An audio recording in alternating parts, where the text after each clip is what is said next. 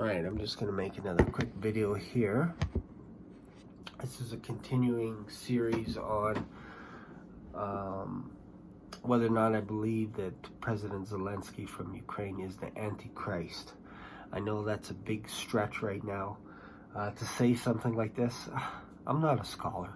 I'm just taking a stab at this, taking a guess at it. But if you look at what the Antichrist is, they have to have enough pull in the world to be able to, at one point, surround Israel. All the nations are going to surround Israel to try and take Israel out. So that's one of the criteria. That's one of the things the Antichrist does. Another thing that he does is he actually sits down on the throne in Jerusalem, the new temple, sits down and basically declares that he's God. Do we have a new temple in Israel? No, we don't. And the closest place that you can put one would be either on the Dome of the Rock or beside it. So I won't get into details on that because that gets real complicated real fast. But my point is, any Antichrist has to have a lot of favor. And if we're talking about the Antichrist, which is what we're talking about in Revelation, I believe it's Revelation 6 and 13.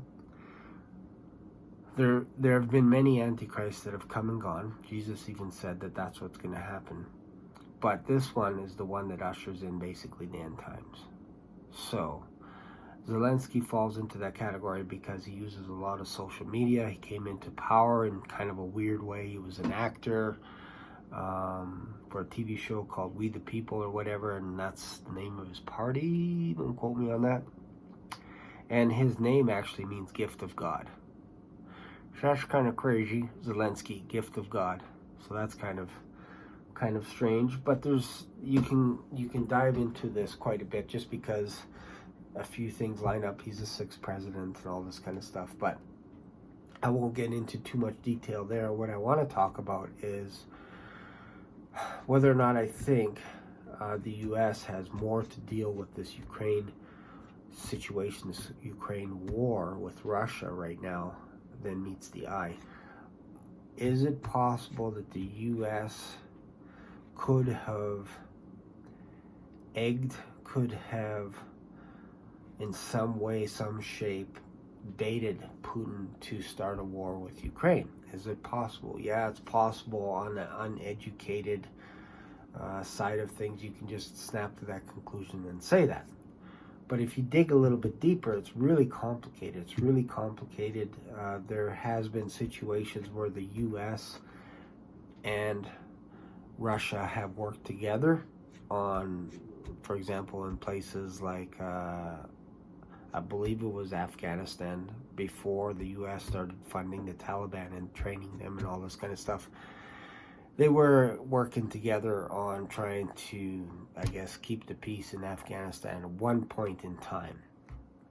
And this is through a documentary that I saw with Oliver Stone.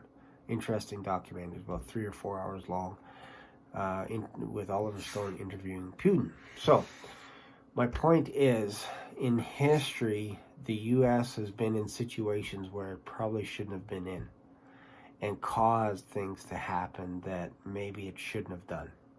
Shouldn't have done it. They shouldn't have gotten involved. So that's why a part of me thinks that maybe the U.S. started this war indirectly. I'm not going to say they started it, but indirectly by basically encouraging Ukraine to become part of NATO. And Russia hated that idea right from day one. They hated it. There was a promise made to Russia that NATO would not expand to the east. And there was a deal made, I think it was in 1991. But that deal was broken, obviously, because all Latvia and all these other countries became part of NATO, which made Putin a little bit nervous. And if you think about it, Ukraine is basically, if you make Ukraine part of NATO, that allows NATO to put missiles pointed directly at Russia. They're allowed to do that, which would make Putin a little bit nervous, obviously. So, from anything that I've read, researched, watched videos, all this kind of stuff, it seems to me that Putin is basically telling the world that unless Ukraine stays neutral and does not become part of NATO, I will destroy Ukraine. I will wipe them off the face of the planet so that nobody gets Ukraine. And I don't think he wants to invade Ukraine as much as we think he does. I don't think he's going to go to Poland and all these other places. I think he wants Ukraine to stay neutral, because if it becomes a NATO nation, if you attack, obviously if you attack for whatever reason Ukraine, everybody's involved, and that obviously makes Putin nervous. So that's why he's blitzing Ukraine and basically destroying all the buildings and everything. I think the only way to stop this is for Ukraine to basically say, we're going to take that off the table. We're not going to be part of NATO. Now then, is there a chance that Russia can help rebuild Ukraine and U.S. and all the other allies, France, Germany, all this stuff? Yeah, it's possible. They would have to rewrite some kind of a new resolution or something to be able to rebuild Ukraine, because it's going to need to be rebuilt. Will there be forgiveness from what Russia did to Ukraine? Probably not for a long time. That one's going to sting for quite a bit. But did the U.S. see this coming? Quite possible, because for months they're telling us that Russia was about to invade Ukraine. So that's kind of, it's an interesting way to spin things, because you're telling the public that Russia's going to do something. Maybe you're doing it not to warn people or warn Ukraine, but maybe you're doing it so that you don't look like the bad guy in this one. Who knows? Because I don't see any reason why the U.S. needs to be involved with Ukraine, period. I don't see any reason other than, obviously, if people are being harmed and all that kind of stuff. But that's kind of the whole world. It doesn't mean that it's only the U.S. has to be involved.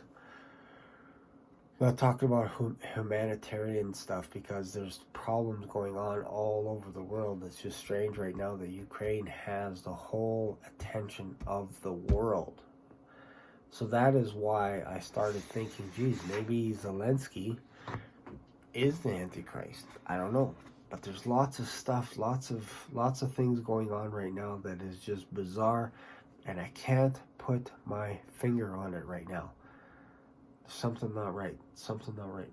Anyways, that's my 2 cents. So if you like this type of content, sometimes I might ramble a little bit to try and articulate my thoughts, because this is very difficult to articulate, really, at the end of the day, because there's so much going on and we don't know who's telling the truth. All we get is what's happening from the U.S.'s perspective.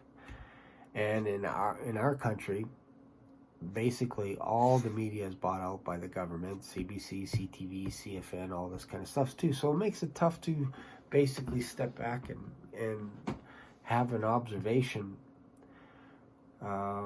as to what's going on, like 50,000 feet above. Like, you want to be able to see the whole picture, and you're not going to get the whole picture unless you're willing to open up your mind and see the other side, see Putin's side, see China's side, see Taiwan's side, see the USA's side, see Canada's side, see France, Germany, England, all this kind of stuff. You have to be open to looking at their perspective in order to come up with your conclusion. And even then, your conclusion's probably going to be wrong, because you're going to have some kind of a bias over top of your lens, over top of your glasses, and you're going to look at the world the way that your views are shaped. If you're a Christian, you're going to look at the world a certain way. If you're a Muslim, you're going to look at the world a certain way. If you're an American, you're looking at the world a very narrow way.